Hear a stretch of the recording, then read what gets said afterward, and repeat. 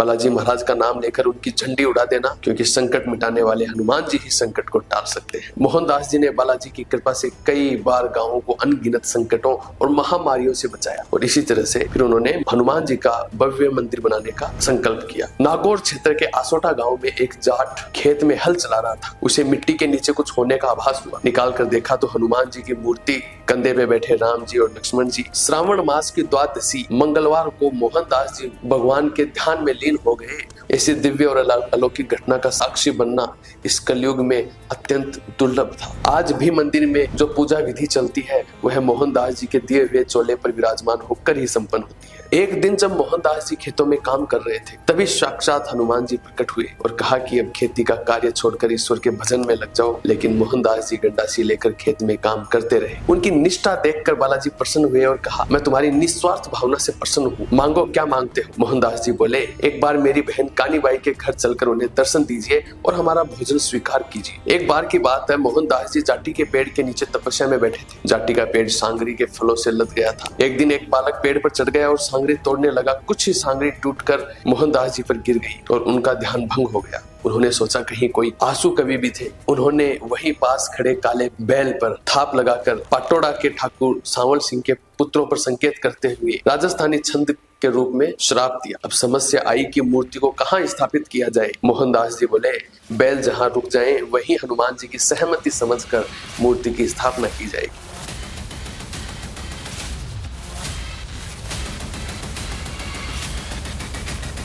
जय सिया राम, जय श्री बालाजी। आज हम बात कर रहे हैं श्री सालासर बालाजी मंदिर के बारे में। कैसे एक मंदिर की स्थापना हो, कैसे एक दिव्य संत महात्मा ने अपनी तप और भक्ति से प्रभु श्री बालाजी महाराज को न सिर्फ साक्षात दर्शन दिए उनको, बल्कि उनके घर का खाना खाए, उनके साथ मल्ल युद्ध करते थे। कैसे उस बालाजी में इतने सारे चमत्कार हुए, उन सभी चमत्कार और उन सभी चीजों को हम आज आपके साथ में शेयर कर रहे हैं। जिन महान संत की बात कर रहे हैं, ये कहानी शुरू होती है मोहनदास जी की। वे सिक्कर के रुलियानी गांव के रहने वाले थे। सालासर में उनकी बहन कानीबाई जी का ससुराल था। मोहनदास जी बचपन से ही शांत और गंभीर स्वभाव के थे। ज्योतिषियों ने बचपन में ही उन्हें देख करके भविष्यवाणी की थी कि यह आगे चलकर तेजस्वी संत पुरुष बनेगा, और यह भविष्यवाणी आगे चल के सिद्ध भी हुई। लेकिन मोहनदास जी की बहन कानीबाई, जिनका ससुराल सालासर में था, बहुत ही कम उम्र में उनके पति का देहांत हो गया। मोहनदास जी और बाकी भाइयों से पूछा गया कि जब तक भांजा उदय बड़ा ना हो जाए तब तक बहन की सहायता के लिए किसी को वहाँ खेती बाड़ी में मदद करने के लिए जाना चाहिए। बाकी 5 भाइयों ने बहाने बनाए, हम बाल बच्चे वाले हैं, बहन के घर का पानी नहीं पी सकते। यह सुनकर मोहनदास जी उदास हो गए और बोले, कोई बात नहीं बहन, मैं पूरी उम्र तेरे साथ रहूंगा और तेरा हर काम करूंगा, इन्हें रहने दो यहीं पे। और इस तरह से मोहनदास जी सालासर आ गए और आते ही बहन के खेतों को कुछ ही दिनों में सोना उगलने वाले खेतों जैसा बना दिया। वह खेत में हल जोतते हुए गाते थे, सीताराम हनुमान सीताराम हनुमान। इस तरह की धुन से वो हमेशा भजन कीर्तन में लगे रहते थे। कुछ समय बाद भांजे उदयभान का विवाह कर दिया गया। सर्वगुण संपन्न वधु घर आई। कानीबाई के घर में मंगलाचार होने लगे। उनके घर में लक्ष्मी का आगमन होने से चारों तरफ खुशियां ही खुशियां। कानीबाई के उनके घर लक्ष्मी का आगमन होने लगा। कानीबाई और मोहनदास जी के घर भूखों को भोजन, प्यासों को पानी, राहगीरों को ठिकाना और विश्राम मिलता था, और कोई भी भिक्षुक खाली हाथ नहीं लौटता था। और इसी तरह से उनके घर में मंगलाचार होने लगे। एक दिन जब मोहनदास जी खेतों में काम कर रहे थे, तभी साक्षात हनुमान जी प्रकट हुए और कहा कि अब खेती का कार्य छोड़कर ईश्वर के भजन में लग जाओ। लेकिन मोहनदास जी गंडासी लेकर खेत में काम करते रहे। हनुमान जी गंडासी छीनकर फेंक देते, मोहनदास जी फिर उठाकर काम करने लगते, हनुमान जी फिर फेंक देते। यह सब दूर से भांजा उदयभान देख रहा था। उसे लगा कि मामा जी की तबीयत खराब हो गई है, ये क्या कर रहे हैं। वो पास में जाकर पूछता है, आपका चित्त यानी आपका मन सही नहीं लग रहा है, थोड़ी देर आराम कर लीजिए। मोहनदास जी बोले, अरे नहीं, कोई देवता मेरे पीछे पड़ा है और कहता है कि ये खेती संसार छोड़ भजन कर। यह सब सुन के शाम को उदयभान ने यह सारी बात कानीबाई को बताई। कानीबाई ने मोहनदास जी के विवाह के बारे में सोचना शुरू किया और कानीबाई ने एक लड़की का रिश्ता मोहनदास जी के लिए देख भी लिया। लेकिन मोहनदास जी ने मना करने के बाद भी कानीबाई मानी नहीं और उनके लिए लड़की देख ली। जब लड़की के घर पे नाई को सगुन लेके जब भेज रही थी कानीबाई, तब मोहनदास जी ने भविष्यवाणी की थी, वह लड़की अब इस दुनिया में नहीं रही, मत भेजो। लेकिन कानीबाई ने अपने भाई को डांटते हुए कहा कि शुभ शुभ बोला करो, ऐसे अशुभ मत बोला करो, ऐसे शुभ समय में शुभ शुभ बोला करो। और जब नाई वहां पे पहुंचे तो उन्होंने देखा कि एक तरफ उस लड़की की अर्थी उठ रही थी जब वो वहां पे पहुंचे, और उसके बाद में पूरे गांव में ये हो गया कि उनका वचन सिद्ध होता है। और उसके कुछ दिनों बाद में एक भिक्षुक आया। कानीबाई मोहनदास जी को खाना डालने में थोड़ा समय लग गया। जब वे बाहर आए तो उन्हें कोई नहीं मिला, पर जैसे ही वह वापस अंदर आई उन्हें ऐसा महसूस हुआ जैसे यहाँ कोई था और अब अदृश्य हो गया। वे आश्चर्यचकित होकर मोहनदास जी से पूछने लगी। मोहनदास जी बोले, ये तो बालाजी आए थे दर्शन देने। यह सुनकर कानीबाई बोली, वही उनसे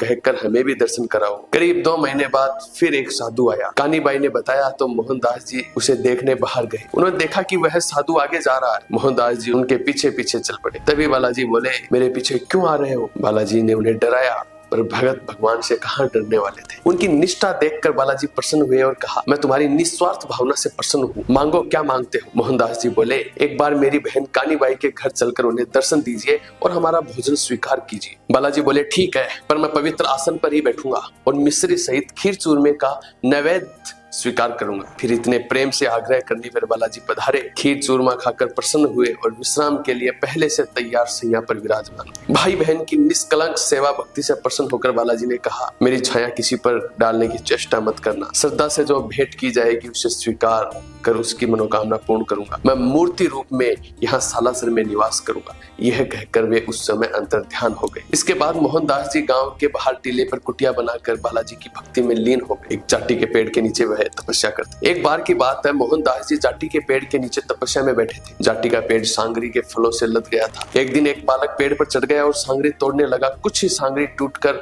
मोहनदास जी पर गिर गई और उनका ध्यान भंग हो गया। उन्होंने सोचा कहीं कोई पक्षी तो नहीं गिर गया। जब आंख खोली तो देखा एक बालक उसे भय मुक्त कर नीचे बुलाया और पूछा, तुम यहाँ क्यों आए हो? किसने भेजा है? बालक बोला, माँ ने मना किया था, पर पिताजी ने जबरदस्ती भेज दिया और कहा, उस बावले से क्या डरता है, वह तुझे खाएगा थोड़ी। यह सुन संत शिरोमणि मोहनदास जी महाराज बोले, जाकर अपने पिता से कहना, इन सांगरी की सब्जी को जो खाएगा वह मर जाएगा। और हुआ भी यही। मर्यादा न मानने पर बालक के पिता ने सांगरी की सब्जी खाई और दिवंगत हो गए। इसी तरह से बालाजी महाराज मोहनदास जी को दर्शन देते, उनके साथ मल्ल युद्ध खेलते। इसी तरह की एक घटना, रात को बालाजी और मोहनदास जी मल्ल युद्ध खेला करते थे। सुबह किसी चोट के निशान देखने पर लोग पूछते तो मुस्कुराकर बात को टाल देते, पर उदयराम को विश्वास नहीं हुआ जो उनका भांजा है। उन्होंने खोजियों को बुलाया जो पद चिन्ह देख करके पता लगाते थे कि किसके हैं, कहां से आए। खोजियों ने देखा कि एक पद चिन्ह बहुत बड़ा है, कहीं कहीं तो बड़ा पद चिन्ह था ही नहीं, और एक पद चिन्ह बहुत छोटा जो एक सामान्य इंसान का। वे निष्कर्ष पर नहीं पहुंच पाए, पर उन्हें लगा कि ये किसी देवता या राक्षस के पद चिन्ह है। इस घटना के बाद मोहनदास जी के प्रति लोगों का आदर और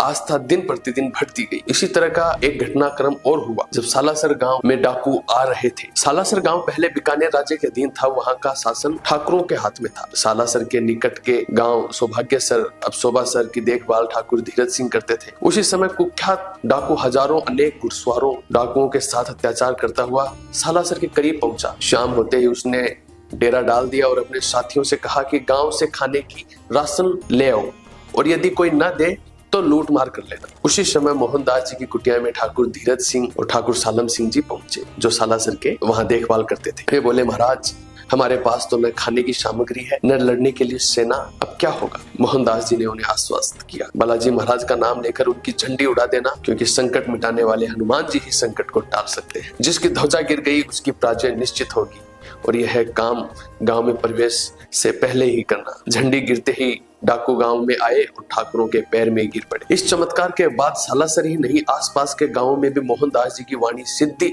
और बालाजी की कृपा का समाचार फैल गया। लोगों की आस्था और विश्वास और अधिक बढ़ गया। मोहनदास जी ने बालाजी की कृपा से कई बार गांवों को अनगिनत संकटों और महामारियों से बचाया, और इसी तरह से फिर उन्होंने हनुमान जी का भव्य मंदिर बनाने का संकल्प किया। सालासर में जो मूर्ति है, वो मूर्ति स्थापना कैसे हुई, वो मूर्ति कहां से आई, ये भी एक दिलचस्प घटना है। नागौर क्षेत्र के आसोटा गांव में एक जाट खेत में हल चला रहा था। उसे मिट्टी के नीचे कुछ होने का आभास हुआ। निकाल कर देखा तो हनुमान जी की मूर्ति, कंधे पे बैठे राम जी और लक्ष्मण जी। उसने अपनी पत्नी को दिखाया। उनकी पत्नी ने पूजा की। वह मूर्ति स्थानीय राजा को भी दिखाई गई। उधर आसोटा के राजा को सपने में हनुमान जी ने कहा, यह मूर्ति कल सालासर में जो वहां मेरा भक्त मोहनदास है वही मेरी स्थापना करेगा। मोहनदास जी को भी सपने में बालाजी ने कहा, मैं अपना वचन निभाने आ रहा हूँ। एक काली मूर्ति के रूप में आसोटा का राजा उसे सुरक्षा सहित भेज रहा है। सालम सिंह की उपस्थिति में धोरों पर मेरी स्थापना कर देना। सुबह होते ही मोहनदास जी ने गांव वालों को बुलाकर सब बताया कि मूर्ति के स्वागत के लिए चले। गांव के आगे पावलाव नामक तालाब के पास भगवान और भक्त का अविस्मरणीय मिलन हुआ। मोहनदास जी भावुक होकर प्रभु को प्रणाम करने लगे,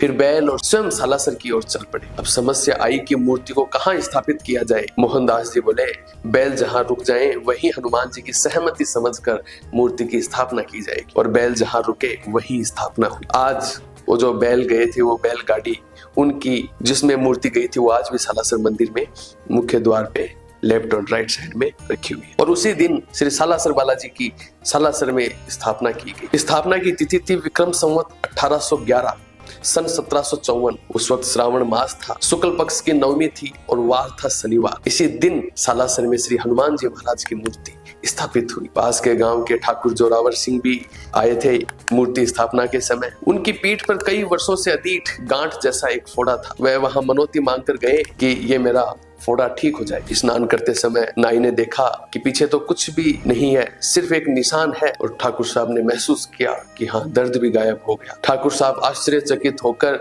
तुरंत सालासर लौटे और बालाजी महाराज को प्रणाम कर यह घटना वहां सभी को बताई। उन्होंने 5 रुपए की भेंट चढ़ाई और एक छोटा मंदिर बनवाने की घोषणा की। बता दें कि उस समय के 5 रुपए आज के 5 लाख के बराबर होंगे शायद। और इसी तरह से मंदिर में लोगों की आवाजाही होने लग गई। स्थापना के 3 ही दिन बाद विक्रम संवत 1811 श्रावण मास की द्वादशी मंगलवार को मोहनदास जी भगवान के ध्यान में लीन हो गए और भाव विभोर की अवस्था में उन्होंने बालाजी महाराज को घी सिंदूर का लेप कर श्री मारुति का श्रृंगार किया। उस समय हनुमान जी की मूर्ति का जो पूर्व स्वरूप था, जिसमें श्री राम, लक्ष्मण और माता जानकी उनके कंधों पर विराजमान थे, वह स्वरूप अदृश्य हो गया। उसके स्थान पर मारुति नंदन का वह भव्य और दिव्य स्वरूप प्रकट हुआ, जिसमें दाढ़ी मूछों वाला, मस्तक पर तिलक, विकट भ्रुकुटियां, सुंदर नेत्र, एक हाथ में पर्वत और दूसरे हाथ में गदा धारण किए हुए। इसके बाद मोहनदास जी ने तुरंत फतेहपुर शेखावाटी के अपने परिचित मुसलमान कारीगर को बुलाया। वह कारीगर आते समय सोचा कि वह संत आदमी है, वो मुझे क्या मजदूरी देगा, यहाँ खाने के लाले पड़े हैं घर में। वो मन में शंका करके आ रहा था, पता नहीं किस लिए बुलाया। जैसे ही वह सालासर पहुंचे, मोहनदास जी ने उन्हें 1 रुपया दिया और कहा, पहले जाकर घर पे भोजन की व्यवस्था कर लो और फिर काम शुरू कर देना। कारीगर आश्चर्यचकित हुआ, उसे अपनी गलती का बोध हुआ और उसने मोहनदास जी से क्षमा याचना मांगी। फिर विक्रम संवत 1815 में नूरा और दाऊ नामक कारीगरों द्वारा मिट्टी और पत्थर से श्री बालाजी महाराज के मंदिर का पहला निर्माण पूर्ण हुआ। अगर हम बात करें बालाजी के चमत्कारिक किस्सों के बारे में, तो कुछ समय बाद की बात है। सिक्कर के नरेश राव राजा देवी सिंह का पोतदार मतलब रोकड़िया बहुत अधिक धन लेकर रामगढ़ जा रहा था। बीहड़ जंगल में 2 प्रसिद्ध डाकू डूंग जी और जौहर जी उसे मिल गए। वे डाकू बड़े दयालु प्रकृति के थे। वे धनवानों से धन लूटकर गरीबों में बांट देते थे। लेकिन आश्चर्य की बात यह रही कि उन्होंने उस पोतदार को कुछ नहीं किया। असल में जब डाकुओं ने उसे पकड़ा तो पोतदार ने गहरे मन से बालाजी को याद किया और संकल्प किया, हे बालाजी महाराज, इस संकट से निकाल दो, मैं आपका मंदिर बनवाने का वचन करता हूँ। और तुरंत बाद डाकुओं ने उसे छोड़ दिया। पोतदार को समझ में नहीं आया कि उन्होंने क्यों छोड़ा। रामगढ़ पहुंचकर उन्होंने यह बात महाजन को भी बताई और बालाजी महाराज की कृपा का बखान किया। महाजन ने तत्काल चेजारा मिस्त्री को भेजकर उस वचन को निभाया और मंदिर का निर्माण करवाया। इसी तरह से सिक्कर के राजा राव देवी सिंह की एक और किस्सा है। कुछ समय बाद सिक्कर के राव राजा देवी सिंह को पुत्र नहीं हो रहा था। वे मोहनदास जी महाराज के पास आए। मोहनदास जी ने उन्हें एक नारियल जाटी के पेड़ पर बांधकर मनोकामना मांगने को कहा और कहा, आपके संबंधी महावत सिंह जो दुजोत गांव में रहते हैं, उन्हीं की कन्या से आपको पुत्र रत्न की प्राप्ति होगी। परंतु देव योग से पुत्र विकलांग होगा, लेकिन उससे आपके कुल की मान मर्यादा कम नहीं होगी। हुआ भी वैसा ही। 10 महीने बाद राजा को एक विकलांग पुत्र हुआ। जड़ूले, मुंडन आदि संस्कार कराने में वे वापस सालासर आए। उन्होंने मंदिर के पास एक महल का निर्माण करवाया और जमीन भी दान स्वरूप दी। उसके बाद वे उसी के बाद से वहां पे नारियल बांधने की परंपरा प्रचलित हो गई, जो आज भी हम सालासर मंदिर जाते हैं तब धोने के पास जाटियों पे नारियल बंधे होते हैं। इसी तरह का एक किस्सा, एक बार डिडवाना की मुसाहिब को नागौर के राजा ने मृत्यु दंड का आदेश दे दिया, परंतु उसने श्री सालासर बालाजी की शरण ले ली। बालाजी की कृपा और मोहनदास जी के आशीर्वाद से राजा ने उसे क्षमा कर दिया। उसके बाद वह सालासर आया और करीब 10,000 रुपए प्रभु सेवा में अर्पित किए। उसी धनराशि से मंदिर में 4 तिबारियां स्तंभों पर आधारित कक्ष बने और दक्षिण दिशा में एक तालाब का निर्माण हुआ। तालाब का शिलान्यास भक्त शिरोमणि श्री मोहनदास जी ने विक्रम संवत 1848 में किया। तो कुछ समय पश्चात मोहनदास जी अपने भांजे उदयराम जी को पूजा कर्म सौंप दिया और स्वयं धूरे पर स्थित अपनी कुटिया में रहते हुए तपस्या में लीन हो गए। एक दिन उदयराम जी अपने परिवार सहित घर पर बैठे थे। उन्होंने अपने पुत्र ईश्वर से मोहरों वाला झावला यानी मिट्टी का बड़ा बर्तन लाने को कहा। पास ही छिपकर बैठा एक डाकू केसर सिंह यह बात सुन रहा था। उसे लगा कि झावले में जरूर सोने चांदी के मोहरे होंगे। धन के लालच में उसने उदयराम जी पर हमला कर दिया और उन्हें घायल कर दिया। गांव वाले और पड़ोसी तुरंत पहुंचे और गंभीर स्थिति देखकर ध्यान मगन भक्तराज मोहनदास जी को यह सब बताने गए। लेकिन मोहनदास जी के मन में बदला लेने की भावना बिल्कुल नहीं आई। लोगों ने बार बार आग्रह किया, फिर भी वे घर आने को तैयार नहीं। तभी गांव के बुजुर्ग कहे, आप रूल्यानी से सालासर अपनी बहन कानीबाई के लाडले बेटे की रक्षा के लिए आए थे। यह कैसी भक्ति की भांजे की रक्षा भी न कर सके। यह सुनते ही मोहनदास जी का मन द्रवित हो गया, करुणामय हो गया और आवेग और क्रोध में वे घर पहुंचे और उदयराम जी को घायल अवस्था में देखा।